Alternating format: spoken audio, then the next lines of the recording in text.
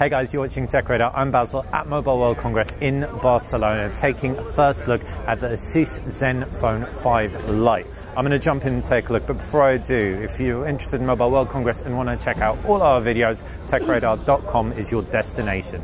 As you can see on the front, you've got the screen that's 6 inches, 18 by 9. Not flagship device, but it does look like a very premium offering. If I pinch through, Zen UI showcased underneath, supports face unlock. There's also a fingerprint scanner, so combined security features. The screen also supports things like glove mode and stuff, so if you're in a snowy region, you will be absolutely fine.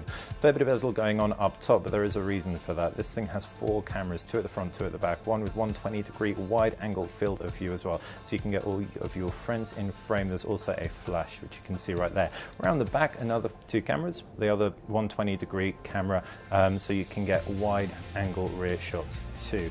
If we swipe through the UI, Zen UI is atop Android 8, so nice to see the latest version on here. Left-hand side, you've also got a pretty smart slot. It is a SIM slot and microSD card slot, but there are 3 slots in total, so you can have dual SIM and memory as well. Right-hand side, power button and volume rocker. Up top, nothing of note, but you do have a headphone jack. Down at the base, a USB and stereo speaker setup, mono speaker at the base, and you've got a tweeter up at top. The rear fingerprint scanner, nicely positioned, easy to navigate to. The in-hand feel is good. Metal frame, rounded slightly, sits comfortably.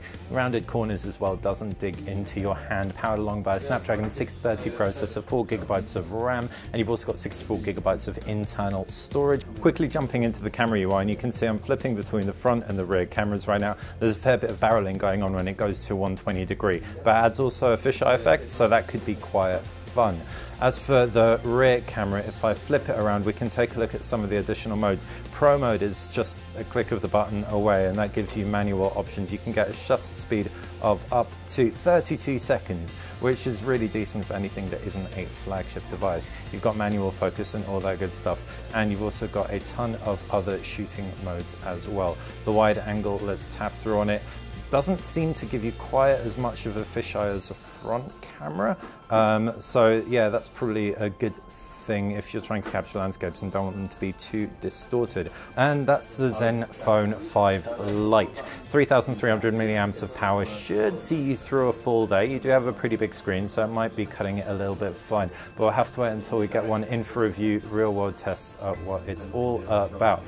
Thanks for watching, guys. Hopefully you've enjoyed this early look at the Zenfone 5 Lite from Asus. We've also got a hands-on with the Zenfone 5. Check out techradar.com to take a gander at that. Bye.